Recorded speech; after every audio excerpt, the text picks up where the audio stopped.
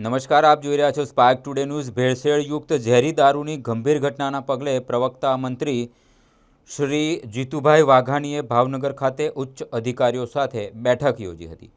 ભાવનગરમાં ભેળસેળયુક્ત ઝેરી દારૂના સેવનથી સર્જાયેલી ગંભીર ઘટનાના પગલે કૃષિ મંત્રી જીતુભાઈ વાઘાણીએ આજે એસપી કચેરી ખાતે જિલ્લા ઉચ્ચ અધિકારીઓ સાથે બેઠક યોજી સમગ્ર પ્રકરણની ઊંડાણપૂર્વક સમીક્ષા કરી હતી।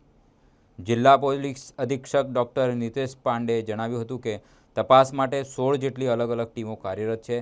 અત્યાર સુધીમાં 13 આરોપીઓને ઝડપી તેમની સામે કાયદેસરની કાર્યવાહી હાથ ધરવામાં આવી છે। ઘટનામાં 8 લોકોના મૃત્યુ થયા છે, 19 અસરગ્રસ્તો સારવાર હેઠળ છે। 16 વ્યક્તિઓને સારવાર બાદ રજા આપવામાં આવી છે। ફરજમાં બેદરકારી બદલ 5 કર્મીઓ તથા 2 પોલીસ ઇન્સ્પેક્ટર સહિત કુલ 7 અધિકારીઓ કર્મચારીઓને સસ્પેન્ડ કરવામાં આવ્યા છે।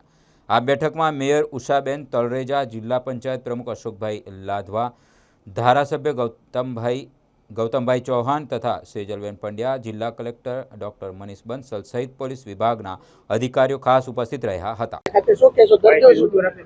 દાખલ દર્દીઓ છે, સામાન્ય વોર્ડમાં છે અને આઈસીયુમાં છે, બધાની મુલાકાત લીધી છે। સુપ્રિન્ટેન્ડન્ટ અમારા ધારાસભ્યશ્રીઓ સેજલબેન, ગૌતમભાઈ, અમારા બંને શહેર જિલ્લાના પ્રમુખશ્રીઓ ભાઈ શ્રી કુમારભાઈ અને દિગુભાઈ બધાને મળ્યા છે, જાણકારી લીધી છે। ટ્રીટમેન્ટ પણ જે કાંઈ થઈ શકે તમામ પ્રકારની કરવાની રાજ્ય સરકારે મેં પણ સૂચના આપી છે। દર્દીઓ અને એમના સગાવાલાને પણ મળવાનું થયું છે। આઈસીયુમાં પણ એના સગાવાલા સાથે ચર્ચા કરી છે। બેસ્ટમાં બેસ્ટ ટ્રાય એ આપણી હોસ્પિટલ દ્વારા થઈ રહી છે અને ભગવાનને પ્રાર્થના કરી કે બધા સ્વસ્થ થઈ અને પોતાના પરિવારમાં, પોતાના સમાજ જીવનની અંદર એ પાછા ફરે ને પોતાના કુટુંબ નિર્વાહમાં સૌ એ નવી ઉન્નતિ કરે એવી ઈશ્વરને પ્રાર્થના કરીએ।